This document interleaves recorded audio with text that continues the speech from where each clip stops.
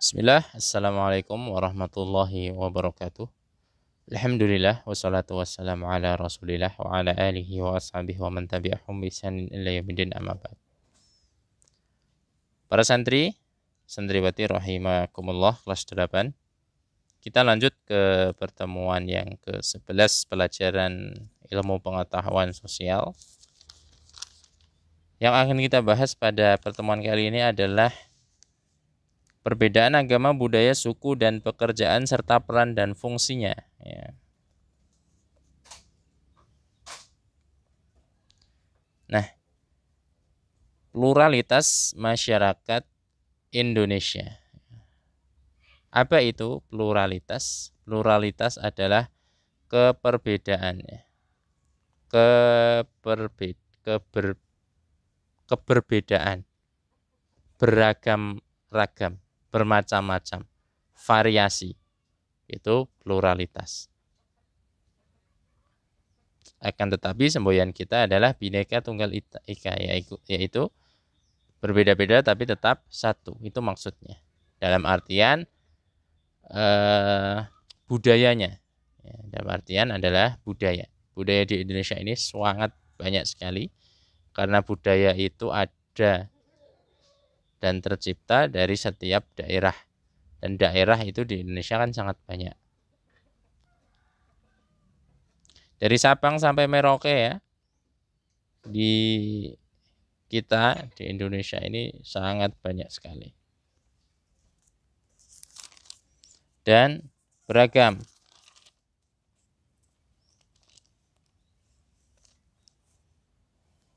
Pluralitas ini berasal dari kata plural yang berasal dari bahasa Inggris ya.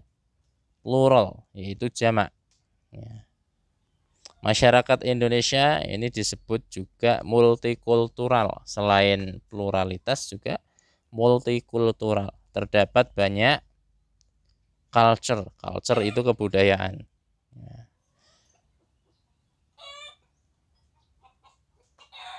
Nah, budaya ini menjadi sumber nilai yang terpelihara di kehidupan masyarakat. Sampai sekarang, setiap daerah itu memiliki budaya. Budaya itu menjadi hal yang bernilai di setiap daerah tersebut, di masyarakat itu.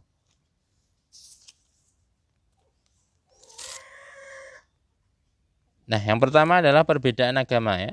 Kita ketahui bangsa Indonesia itu mempunyai apa? Mempunyai atau berdasar Pancasila, sila yang pertama, ketuhanan yang Maha Esa. Ya, berarti prinsip kenegaraan kita adalah berdasarkan Tuhan yang Maha Esa. Kita tidak mengesampingkan adanya faktor Allah Subhanahu wa taala di dalam mengatur kita. Kita nggak mengesampingkan itu. Bangsa Indonesia ini memiliki 6 agama ya. Sebenarnya itu Pancasila itu harusnya monoteisme ya, satu Tuhan.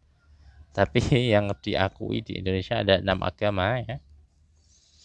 Yaitu Islam, Kristen, Katolik, Hindu, Buddha, dan Konghucu. Ya. Seperti bisa kalian lihat, di sini ada tempat ibadah masing-masing agama. Masjid ya, kita beribadah di masjid. Ada gereja ini orang Katolik ya. Ini orang Kristen. Kelenteng ini orang Konghucu ya, pura, kemudian vihara. Kita tidak sedang membahas perbedaannya ya. Namun jelas ya, kalau kita sangkut pautkan dengan agama, sebagai kita seorang muslim, kita punya prinsip apa? Inna dina indallahil Islam. Agama yang diterima oleh Allah adalah Islam. Kita tidak membedakan hal tersebut. Maksudnya itu jelas. Kita sudah berprinsip dengan begitu. Ya. Namun kita juga tidak boleh zalim terhadap orang lain. Nah, perbedaan budaya ya, menurut Konco Ningrat ya, budaya itu ada beberapa unsur Yang pertama adalah peralatan dan perlengkapan hidup manusia, ya, seperti pakaian, perumahan, alat-alat rumah tangga, senjata, alat produksi, transportasi, dan sebagainya. Itu bisa menjadi yang disebut budaya. Yang kedua adalah mata pencaharian hidup dan sistem ekonominya. Misalnya pertanian, sistem produksinya, kemudian distribusinya, pasca panennya, dan sebagainya. Sistem kemasyarakatan, ya, sistem kerabat, organisasi politik, hukum, dan lain-lain. Kemudian bahasa, lisan maupun tertulis, kesenian, ya, seni rupa, seni suara, seni gerak. Sistem pengetahuan juga membentuk budaya. Kemudian religi, ada kepercayaan atau agama. Nah, tersebarnya budaya di Indonesia ini bukan merupakan hal yang kebetulan, melainkan terdapat proses. Ada prosesnya. Budaya itu bisa tersebar di seluruh pelosok Indonesia. Nah, ada faktor yang mempengaruhi penyebaran kebudayaan di Indonesia. Yang pertama adalah keadaan geografisnya. Indonesia terletak di antara dua benua dan dua samudra. Letak geografis dengan topografi, ketinggian, kultur, kontur tanah yang berbeda menjadikan beragam juga orang yang tinggal di negara kita. Ya, orang lepas pantai, ya, pinggiran pantai maksudnya, itu berbeda dengan orang yang berada di atas gunung. Dan berbeda pula dengan orang yang berada di tengah-tengah. Dataran tinggi dan dataran rendah. Ada perbedaan kebudayaan. Kemudian perbedaan agama, ya, tentu saja agama yang tersebar itu menjadikan budaya, ya, karena budaya itu kadang erat dengan agama, ya. Ya, dulu awalnya Islam tersebar di Indonesia itu salah satunya dengan melalui metode budaya yang bisa disisipkan nilai-nilai Islam. Dia berdakwah melalui budaya. Itu sah-sah saja dan boleh saja selama budayanya itu tidak melanggar syariat. Ya. Itu sah-sah saja karena budaya itu metode atau cara, ya, uslub dakwahnya, cara yang digunakan, bukan bukan menjadi tujuan dari ibadah itu sendiri, bukan. Tapi ada catatannya selama tidak menyelisihi syariat. Ya, kalau dakwah pakai musik, musik itu masuk budaya, tapi kan dia haram. Jadi boleh nggak kita berdakwah pakai musik? Ya nggak boleh. Kita nggak boleh mempercampur adukan. Kemudian Homer misalnya, minuman keras itu, minuman tradisional. Terutama untuk dataran tinggi namanya minuman tradisional itu mereka ya itu ada terbuat dari alkoholnya, Homer. Itu bagian dari budaya. Cuman kan itu hal yang haram. Kita tidak bisa mensisipkan nilai Islam dalam hal yang haram karena dia secara ini sudah haram. Ya, kemudian yang ketiga adalah hubungan dengan dunia luar, ya. Semakin masyarakat itu kenal dengan dunia luar, ya, maka akan semakin mudah tersebar juga. Karena pertemuan, interaksi, komunikasi itu kan menyebarkan informasi salah satunya. Biasanya ya itu dari situ budaya bisa tersebar melalui lisan, dari lisan ke lisan, ya. Kemudian sejarah persebaran nenek moyang, ya. Nenek moyang bangsa Indonesia itu ada 3, yaitu bangsa Melanosoid, Proto-Melayu, ya, atau Melayu tua, dan Deutero-Melayu. Nah, ketiga ras ini menyebar ke berbagai daerah di seluruh Indonesia. Contohnya, ras Melanosoid itu nenek moyangnya orang-orang Papua, ya. Untuk ras Proto-Melayu itu ke Kalimantan, Sulawesi, Lombok, ya, Sumatera. Ras Deutero-Melayu ini menyebar ke daerah Jawa, Bali, Madura, Sumatera, Sulawesi. Dari mana kita bisa mengetahui kok ras ini ke sini, ras ini ke sini, ras ini ke sini? Yaitu dari peninggalan-peninggalan mereka. Ya, hasil kebudayaan mereka. Ras melanosoid ini asalnya dari benua Afrika ya. Mereka datang pada saat benua Asia dan benua Afrika bersatu dulu. Dulu kan benua yang ada di dunia itu semuanya bersatu. Nah, terus ada teori yang memecahkan masing-masing benua itu ya. Kayaknya kelas 9 ini dipelajari.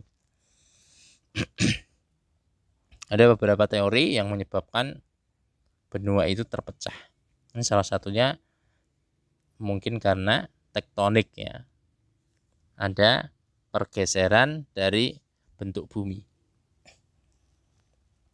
Adapun ras Proto Melayu itu ya dan Deutero Melayu dari daerah yang sama, yaitu Yunan ya. Yunan itu daerah di Tiongkok atau di Cina. Bahasa Proto Melayu menurunkan keturunan Batak, Nias, Mentawai, ya, suku Dayak, dan Sasak. Adapun yang melalui jalur timur keturunannya adalah Toraja, Ambon, Ternate, Tidore. Sedangkan ras Deutero Melayu ini suku Jawa, Melayu, dan Bugis. Nah, karena persebaran dari ketiga ras ini, maka budaya yang ada juga berbeda. Namun masih sama ya. Masih ada kesamaannya. Itu dari satu Indonesia, bahkan dari satu Asia Tenggara pun kadang ada budaya yang sama. Kenapa? Karena ya nenek moyang kita itu sama, ya, berasal dari hal yang sama. Nah, kemudian perbedaan suku bangsa. Setiap kebudayaan yang ada di Indonesia dimiliki oleh suku-suku bangsa yang ada di Indonesia. Suku bangsa adalah kesatuan masyarakat atas dasar kesamaan bahasa dan juga tempat tinggal. Contohnya apa? Contohnya suku Jawa, tinggalnya di Jawa. Bahasa dan adat istiadatnya adat istiadat Jawa. Nah, kebiasaan hidup yang terus-menerus itu menjadi ciri khas masing-masing. Nah, perbedaan suku ini bisa meliputi dari rumah adat, dari pakaian adat, juga dari bahasa daerah. Ya, bisa dilihat di tabel ini ya, identitas provinsi di Indonesia. Masing-masing provinsi punya bahasa daerah tersendiri, rumah adat tersendiri, kemudian dia punya seni tari yang tersendiri. Ini cuma 22 ya. Dari NAD, Nangro Aceh Darussalam sampai Kalimantan Timur. Terus perbedaan pekerjaan ya. Bekerja itu untuk memenuhi kebutuhan hidup. Nah, dalam bekerja itu ada pekerjaan formal, pekerjaan formal yang terkait instansi atau lembaga, dan ada juga pekerjaan non formal ya. Jadi dalam bekerja itu yang penting adalah halal dan thayyib. Entah itu formal non formal nggak masalah. Ya, ini bisa lihat nih ya. Ini siapa ini? Pedagang buah. Pekerjaan non formal, pedagang. Selama dia halal, thayyib, ya nggak masalah. Bagus. Allah akan berikan rezeki karena yang memberikan rezeki Allah ya. Kita cuma ikhtiar aja sesuai kemampuan. Ini ada Pak Guru sedang ngajar anak SD. Seorang guru, berarti dia bekerja. Di sini ada karyawan kerja di perusahaan menjadi karyawan swasta. Nah, peran dan fungsi dari keragaman budaya. Yang pertama adalah sebagai daya tarik Indonesia. Ya, Indonesia ini multikultural ya tadi menjadi daya tarik tersendiri kepada kancah internasional atau kancah dunia. Melambangkan kebudayaan juga ya, sebagai simbol ya, sebagai lambang dari mengembangkan ya itu untuk apa? Dikembangkan ya, di apa namanya? Di up gitu. Dikenalkan kebudayaan. Kemudian yang ketiga, saling melengkapi kebudayaan. Ya. Budaya yang satu dengan yang lain saling melengkapi. Kemudian adalah mendorong inovasi kebudayaan. Untuk mendorong inovasi, budaya itu bisa inovasi. Budaya orang dulu dengan orang sekarang yang mungkin berbeda, tapi itu hasil dari inovasi, gitu ya. Selama itu inovasi yang baik dalam budaya, maka kita akan ikuti. Nggak masalah kita ikuti. Berbeda kalau dalam agama kita nggak boleh inovasi, karena agama sifatnya tauqifi, sudah ditetapkan. Tapi sampai sini saja tugasnya adalah halaman 58, silahkan dikerjakan. Dan kalau ada yang kurang paham ditanyakan. Subhanakallahumma wa bihamdika asyhadu an la ilaha illa anta astaghfiruka wa atubu ilaik. Semoga bermanfaat. Wassalamualaikum warahmatullahi wabarakatuh.